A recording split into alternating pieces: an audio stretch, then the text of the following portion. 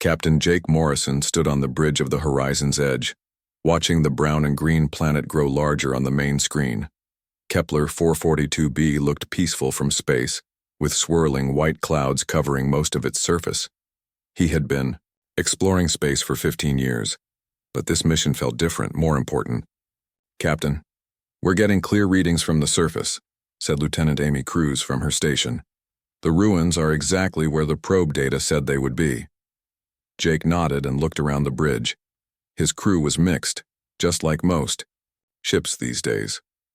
Humans worked alongside aliens from across the galaxy. It had been 50 years since first contact, and the partnership was still strong. The Galactic Federation trusted humans. They saw them as peaceful traders and diplomats, nothing like the warrior races that had caused so much trouble in the past. Commander Ryan Bell walked up to Jake's chair. "The alien representatives want to meet in conference room 2 before we land," he said quietly. "They seem excited about this discovery." Jake smiled. "I don't blame them. Finding intact records from ancient civilizations doesn't happen often." He stood up and straightened his uniform. "Tell them I'll be there in 5 minutes." The conference room was full when Jake arrived. Dr. Lisa Park sat at the far end of the table, her tablet showing images of the ruins they had detected from orbit. Next to her was Chief Engineer Matt Stone, reviewing technical data about the structures below. The alien crew members sat on the other side. Commander Zixtal from the Zephyrian Collective was tall and thin, with gray skin and large black eyes. His people were known for their advanced mathematics and peaceful nature. Dr. Reefandra represented the tidal Commonwealth. Her blue-green skin glistened under the room's lights, and she breathed through gills on her neck. The aquatic species were master diplomats who had helped end several galactic wars. Scholar Crystal Him from the Prism Unity sat perfectly still. Her body looked like living crystal, clear and beautiful. Her people were artists and philosophers, who spent their lives creating beauty and seeking wisdom. "Captain Morrison," Commander Zixtal said in his soft voice, "we are grateful that humanity invited us on this expedition. Your species continues to show such generous spirit."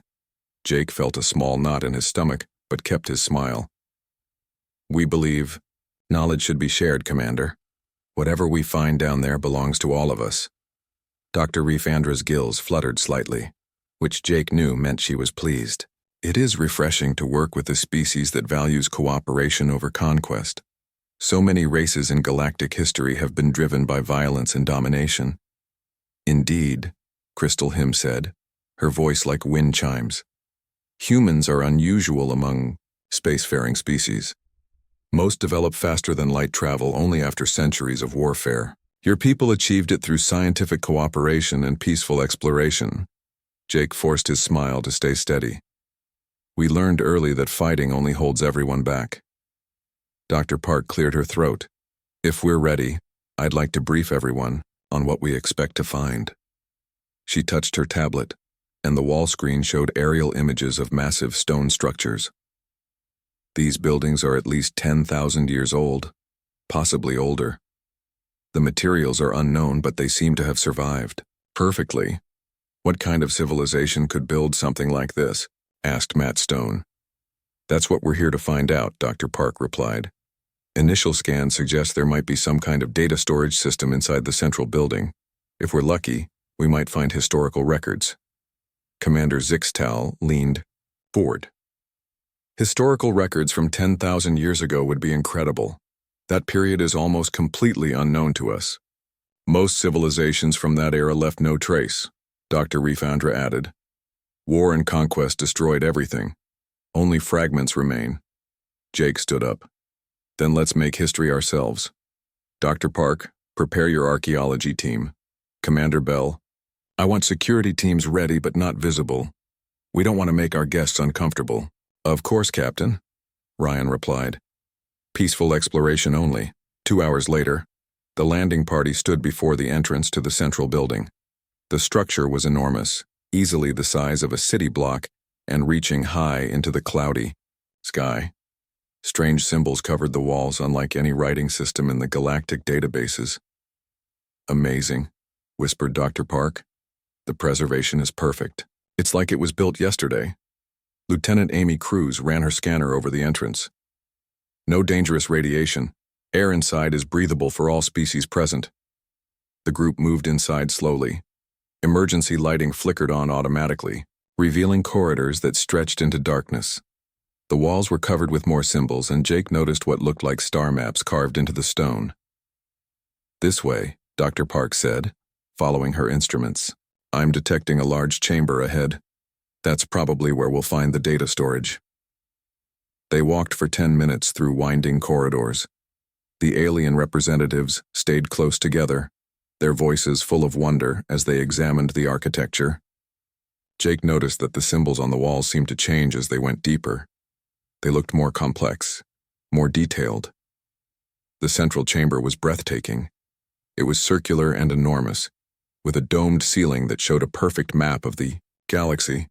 In the center stood a column of black material that seemed to absorb light. "That's it," Dr. Park said, her voice barely containing her excitement. "That's the data storage system." Crystal Him moved closer to the column. "I can sense vast amounts of information. This contains knowledge from many civilizations." Dr. Reefandra's gills fluttered rapidly. If this database survived when so many others were destroyed, it must contain incredible treasures of knowledge. Matt Stone set up his equipment around the column. "Give me an hour, and I should be able to interface with it safely." Jake watched the alien representatives explore the chamber. They were so trusting, so hopeful. They had no idea what humanity was really capable of. None of them did. "Captain," Amy said quietly, moving close to him. "Are you sure about this? Once we access that database, we can't control what information comes out." "I know," Jake replied, just as quietly. "But we can't hide forever. Maybe it's time." Commander Zixtal approached them. "Captain, your species continues to amaze us. Sharing a discovery like this with the entire galaxy shows true wisdom." "We believe knowledge makes everyone stronger," Jake said, the words feeling heavy in his mouth. 3 hours later, Matt Stone looked up from his work. "I've got it. The interface is stable and I can access the database safely." Dr. Park hurried over with her translation equipment. "Excellent. Let's start with the most recent entries and work backwards." The first images appeared on their portable screens. Text in dozens of languages scrolled past, along with star charts and historical data. The alien representatives crowded around, their excitement obvious. "Look at this," Dr. Reefandra said. "Records from civilizations we thought were myths." "The detail is incredible," Commander Zixtal added. "This will revolutionize our understanding of galactic history."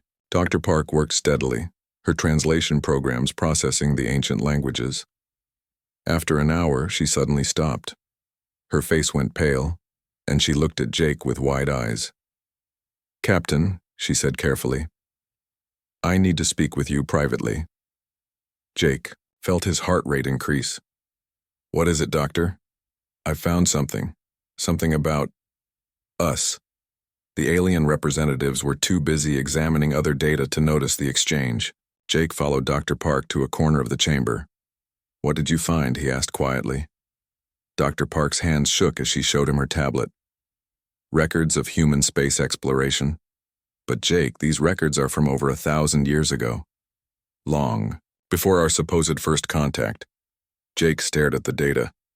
Images of human ships, human colonies, human faces, all from an era when Earth was supposed to be isolated and primitive. "There's more," Dr. Park whispered. "Much more. And Jake, if the aliens see this—" She didn't finish the sentence. She didn't need to. Jake understood perfectly. The careful image humanity had built over 50 years was about to crumble. The galaxy was about to learn what humans really were, and that knowledge would terrify everyone. Dr. Lisa Park sat in her private quarters staring at the data on her tablet. She had been working for 6 hours straight, translating the ancient records. Each new file made her stomach twist with worry. The truth was worse than she had imagined. "Oh." Soft knock on her door made her jump. "Come in," she called. Captain Jake Morrison entered, followed by Commander Ryan Bell and Lieutenant Colonel Steve Hayes, the ship's intelligence officer. They all looked as worried as she felt. "Show us everything," Jake said, sitting down across from her. Lisa took a deep breath. The records go back 1,200 years. Humans weren't just exploring space then. We ruled it. She touched her tablet, and the wall screen filled with images. Star maps showed human territory covering nearly a quarter of the galaxy, ship designs that looked advanced even by current standards, cities on hundreds of worlds. "This is the Terran Dominion," Lisa continued. "It existed from roughly 800 to 1200 CE, according to Earth's calendar. Over 200 star systems under human control." Steve Hayes leaned forward. "How is that possible? Earth's history shows we were barely using metal tools during that period." "That's what I thought too," Lisa said. "But look at this." She showed them images of Earth from that era. Advanced cities, spaceports, orbital stations. Humans were living a double life. The majority stayed primitive on Earth while others built an empire among the stars. Ryan shook his head. "Why would they hide this? Why pretend to be primitive?" Lisa's face grew darker. "Because of what the Empire did." She changed the display, showing new files. "The Terran Dominion wasn't peaceful, Jake. It was built on conquest and slavery.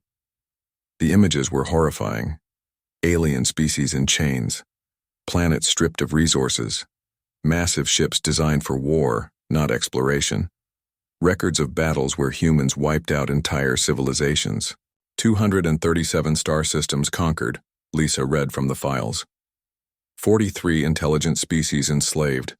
Hundreds of billions of aliens killed or displaced. Jake felt sick. "What happened to them? The Empire, I mean." "That's the strangest part," Lisa said. "They weren't defeated. Around 1200 CE, the Empire just stopped. The records show humans systematically destroying their own infrastructure. Ships were broken down, colonies abandoned, technology hidden or destroyed." Steve frowned. "That doesn't make sense. Why would they destroy their own empire?"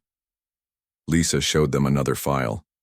This one was different, written in what looked like human English from that period.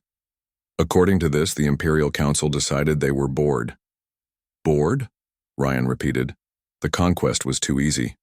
They had defeated every major threat, enslaved every useful species, and controlled vast resources. There were no more challenges. So they decided to start over." Jake stared at the screen. "Start over how?"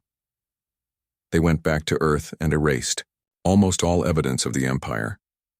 Then they began what they called the Great Regression, deliberately making human society primitive again.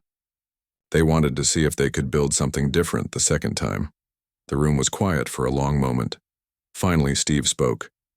"The aliens can't find out about this." "They're already suspicious," Jake said. "Commander Zixtal asked me yesterday why some of the database entries mention humans but don't have translation data for our language. He thinks it's just a coincidence." Lisa touched her tablet again. "There's more. The database contains detailed biological information about every species the Dominion encountered, including the 3 species on our ship." New files appeared on the screen. Detailed anatomical charts of Zephyrians, complete with notes about their weaknesses. Information about tidal Commonwealth physiology that read like a hunter's manual. Analysis of prism unity crystal structure with notes about how to shatter them most efficiently. "They studied them like animals," Ryan said quietly. "Worse," Lisa replied. "Like resources. Look at this entry about the Zephyrians." She highlighted a section of text. "Excellent mathematical minds, useful for computational tasks. Recommend preservation of breeding population. Physical weakness makes rebellion unlikely." Jake's hands clenched into fists. "And the tidal Commonwealth? Natural diplomats, but aquatic nature limits usefulness on most worlds. Recommend partial harvesting of genetic material for communication enhancement programs." Lisa's voice was barely above a whisper. Steve looked at the prism unity data. Beautiful crystalline structure provides excellent decorative value. Recommend preservation as living art installations. Intelligence level adequate for basic service. Tasks. The silence stretched between them. Finally, Jake stood up. We have to make a decision. Do we tell them the truth or do we find a way to hide this? Hide it how? Ryan asked. Dr. Refandra is already asking why humans seem to know so much about operating ancient technology. She noticed that Matt got the interface working faster than should have been possible. Lisa nodded. And Crystal Him mentioned that some of the architectural styles look familiar to her. If she studies the database long enough, she might recognize human construction techniques from the Dominion period. There's something else, Steve added. I've been monitoring communications from the alien ships in orbit. They're starting to ask questions about human history. Nothing direct yet, but they're curious about gaps in our historical records. Jake walked to the window and looked out at the planet's surface. In the distance, he could see the alien shuttles, parked near the ruins. What about the other humans on the ship? Do they know? I've told Chief Engineer Matt Stone and Lieutenant Amy Cruz, Lisa said. They're helping me translate the technical data. But Jake, some of this information is affecting them strangely. What do you mean?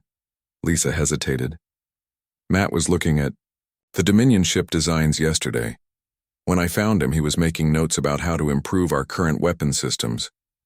When I asked why, he said he didn't know. He just felt like the designs were familiar. Ryan shifted in his chair. Amy mentioned something similar. She was studying Dominion military tactics and said they made perfect sense to her. More sense than current human military doctrine. Steve nodded slowly. I've been feeling it too. When I read about how the Dominion handled alien populations, part of me understood their reasoning. That scares me. Jake turned back to face them. You think it's genetic? Some kind of inherited memory? I don't know, Lisa said. But there are records here about human psychological conditioning.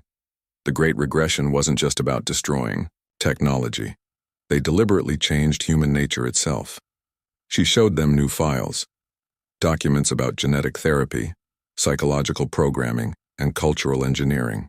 They spent generations breeding out aggressive traits and programming peaceful behavior into human society. Conditioning that could wear off, Steve said quietly. The records suggest it's not permanent, Lisa confirmed. Under stress, humans might revert to their original psychological patterns. Jake felt a chill. How much stress? Unknown. But Jake, if we're already feeling changes just from reading this information. A chime from Jake's communicator interrupted her. Captain Morrison to the bridge, came Amy's voice. We have a situation. Jake and the others rushed to the bridge. Amy was at her station looking worried. Captain, the alien representatives want to access the database directly. They're asking for full translation protocols. What did you tell them? That we need more time to ensure the translations are accurate.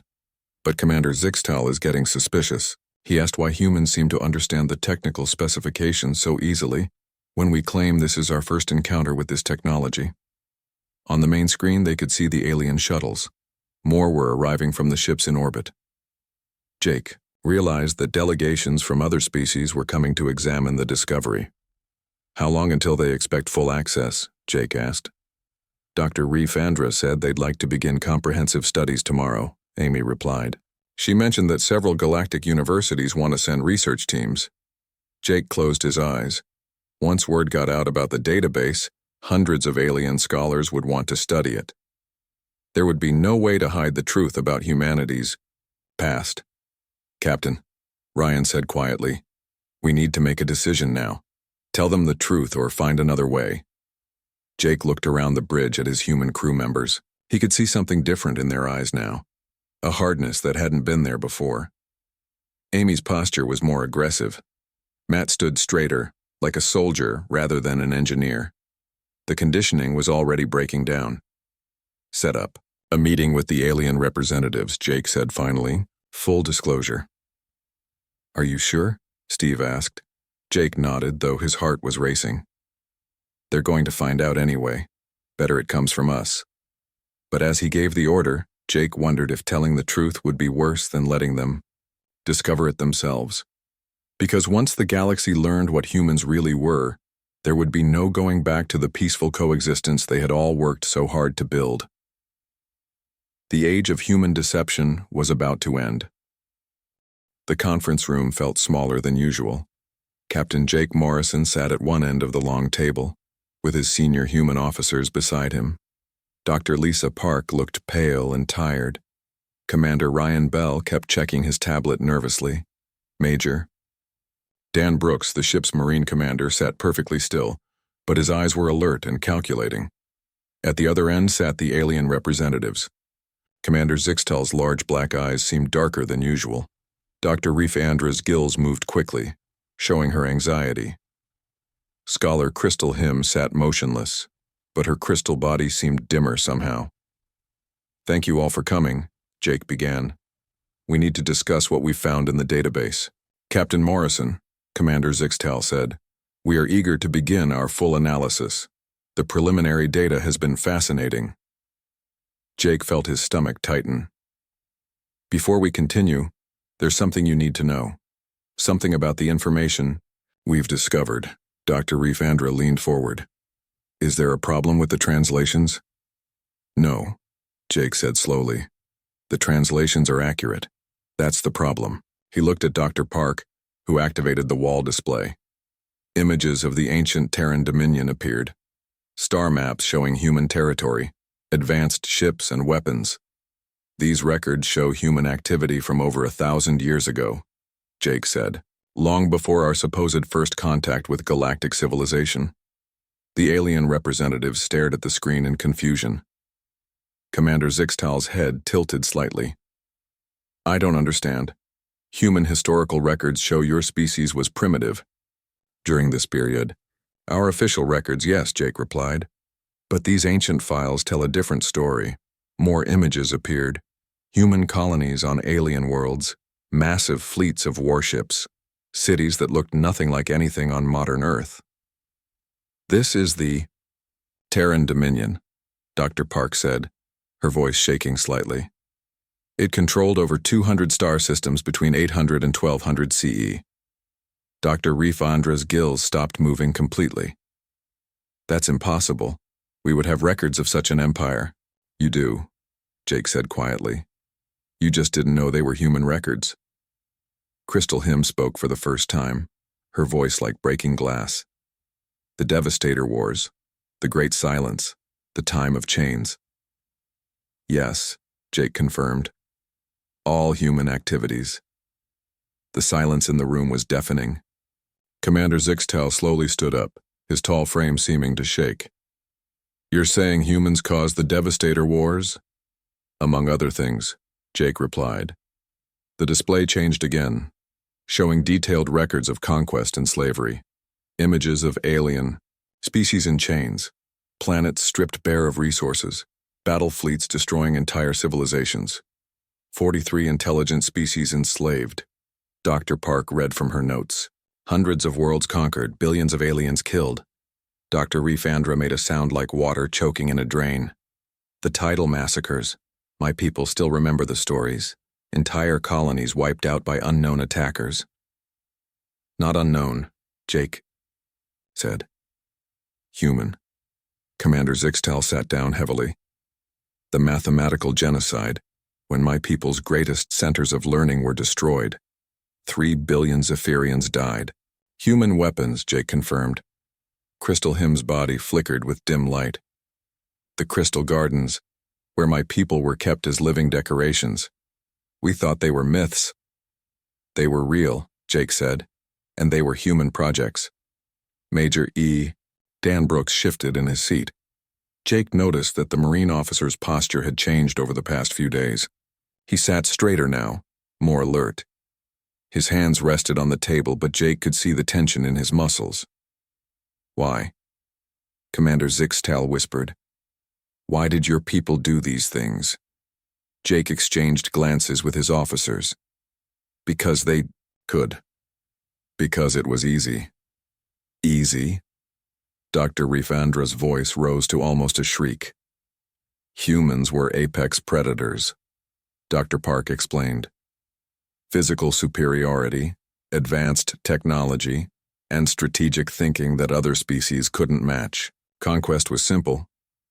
But what happened to this empire? Crystal Him asked. How did it fall? Jake took a deep breath. It didn't fall. It chose to end. The display showed new records, documents about the systematic destruction of human infrastructure, ships being dismantled, colonies abandoned, technology hidden or destroyed. Around 1200 CE, the Imperial Council decided they were bored. Jake continued. They had conquered everything worth conquering. There were no more challenges. Lieutenant Colonel Steve Hayes, who had been quiet until now, spoke up. So they decided to start over. They called it the Great Regression. Start over how? Commander Aug? Zixtal asked. They went back to Earth and made themselves primitive again, Steve explained. Destroyed their technology, erased their history, and began genetic and psychological conditioning to change human nature. Dr. Park activated another file. They spent generations breeding out aggressive traits and programming peaceful behavior into human society. The humans you've known for 50 years are the result of deliberate psychological engineering. The alien representatives looked horrified. Dr. Rifandra's gills were fluttering rapidly. You mean the peaceful, cooperative humans we've worked with are artificial, Jake finished. A created personality designed to hide what we really are. Commander Zixtal stood up again, backing away from the table. And this conditioning, is it permanent? Jake looked at his officers. He could see the changes in all of them now. Dr. Kelly White, the ship's medical officer, had joined them during the explanation. Her usual gentle demeanor was gone, replaced by a cold, analytical expression. Sergeant First Class Tony Garcia stood near the door, and Jake realized he was positioned to block any escape. We don't think so, Jake said quietly. What do you mean? Crystal Him asked, though her voice suggested she already knew. The stress of learning this information, of keeping these secrets, seems to be breaking down the conditioning, Dr. Park explained. We're already feeling the effects. Jake watched, as understanding dawned on the alien faces. Commander Zixtal looked around the room and seemed to notice what Jake had seen. The human officers weren't sitting like peaceful explorers anymore. They were positioned like predators. You're reverting, Dr. Rifandra whispered. Yes, Jake said simply. Major Brooks smiled, and it wasn't a pleasant expression. It's actually quite liberating. All those years of forcing ourselves to be something we're not. Dr. White nodded. The psychological strain was enormous. We never realized how much energy we were spending on maintaining the facade. Commander Zixtal's hands were shaking. What are you going to do to us? Jake considered the question. A week ago, he would have immediately reassured them, promised their safety, worked to maintain the peaceful relationship. Now, different thoughts ran through his mind. Tactical assessments, strategic considerations. The aliens were isolated on his ship, far from their own people. That depends, Jake said finally. On what? Crystal Him asked. On whether you're going to tell the galaxy what you've learned here. The threat hung in the air like a physical presence. The alien representatives looked at each other, then back at the humans. For the first time in 50 years of cooperation, they were afraid of their human colleagues. Jake, Dr. Park said softly, the communication logs show they've already sent preliminary reports to their homeworlds. Jake nodded. I know. Which means we need to make some decisions quickly. Commander Zixtal backed further away from the table. You can't hide this forever. Too many people know. We're not planning to hide it, Jake replied. The experiment is over anyway. We've learned what we wanted to know. What experiment? Dr. Rifandra asked. Jake smiled, and for the first time in years, it felt completely natural. Whether we could successfully pretend to be something we're not. The answer is yes for about 50 years, but frankly we're getting bored with the game. The aliens stared at him in horror as they realized the full truth. Humanity's return to galactic civilization hadn't been about peace or cooperation. It had been another experiment, another game played by apex predators who had already conquered everything once before. And now that the game was over, they were deciding what to play next. The emergency session of the Galactic Federation Council had been called within hours of receiving the first panic transmissions from Kepler 442b. Representatives from over 300 species filled the Great Assembly Hall on the neutral, World of Harmony station. Ambassador Veltar of the Zephyrian Collective stood at the central podium, his usually calm voice shaking with fear. The preliminary reports have been confirmed. Humans are not what they claim to be. Murmurs of disbelief echoed through the chamber. Species that had worked with humans for 50 years struggled to accept what they were hearing. The evidence is overwhelming, Veltar continued. The ancient database on Kepler 442b contains detailed records of human activities spanning centuries. The Terran Dominion was real. The Devastator Wars, the Great Silence, the Time of Chains, all human operations. On Earth, General Carl Thompson sat in the Emergency Command Center deep beneath the Capitol. Around him, screens showed incoming messages from across human space. Panic, confusion, and increasingly, something else. Something that had been sleeping for 1,000 years. General, said Director Nancy Fisher, head of Colonial Affairs, we're receiving reports from all our colonies. The psychological conditioning is breaking down faster than we expected. Carl nodded grimly. How fast? Colony ships are reporting complete reversion within hours of receiving the news. Mars Command says their personnel are asking for new military protocols. Titan Station wants to know why we're not already mobilizing the fleet.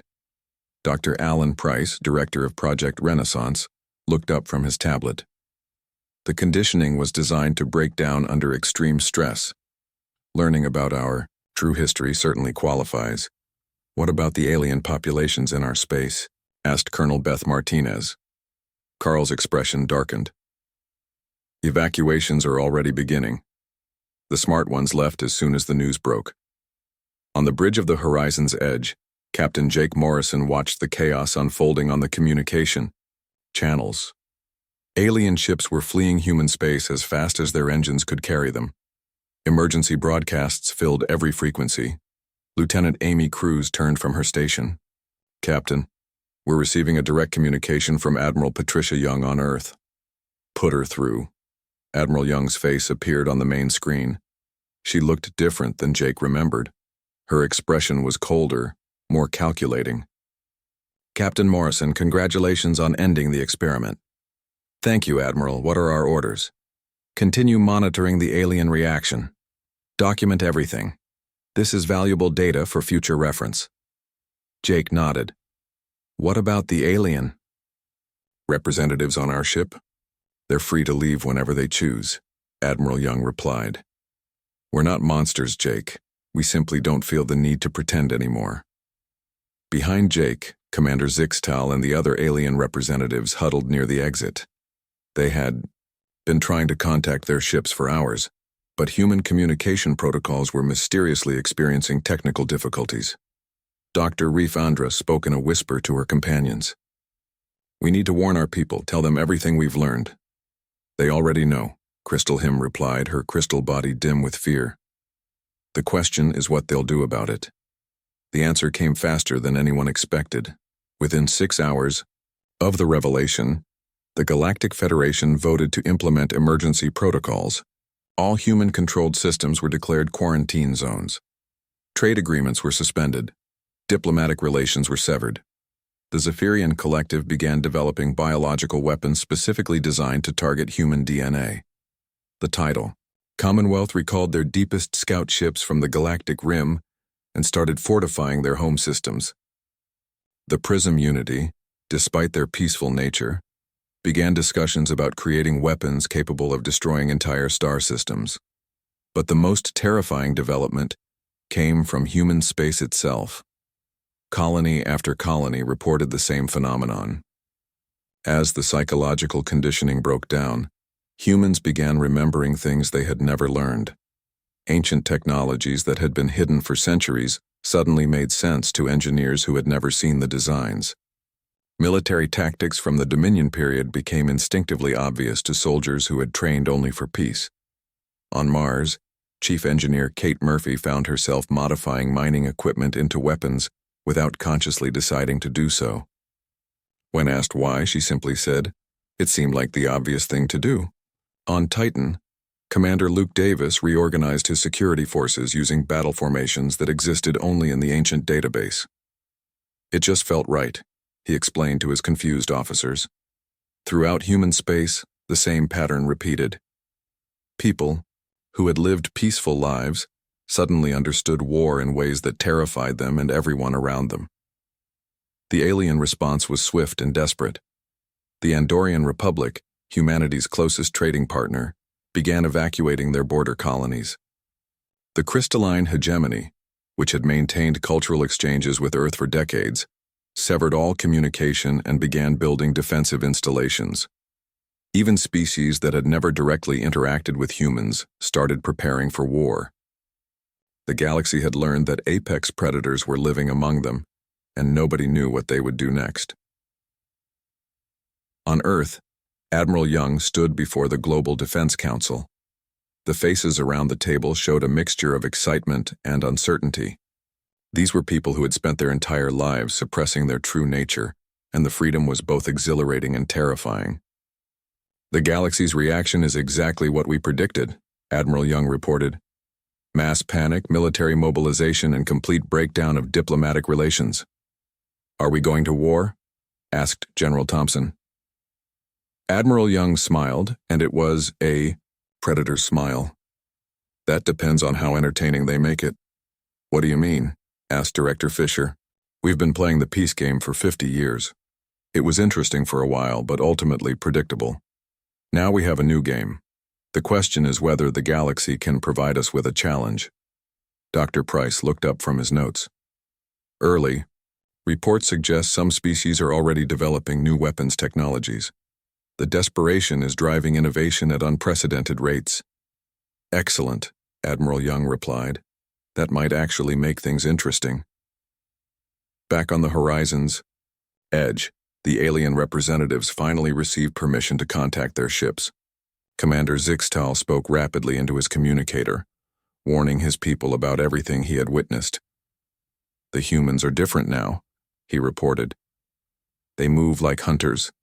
They speak like predators. Everything about them has changed." Dr. Rifandra added her own observations.